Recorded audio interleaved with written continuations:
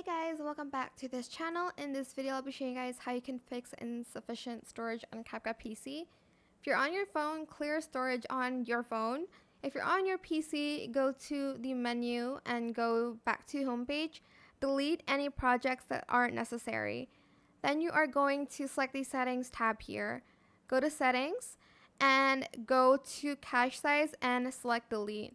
Make sure you enable auto delete cache also here, and you're just going to press save. So every 15 days it's gonna delete cache files. It's not going to delete your project, it's just going to delete things you've downloaded, like filters, effects, and stuff like that. And that is it for this video. I hope it was helpful for you guys. Don't forget to like, comment, share, and also subscribe to this channel if you haven't done that already.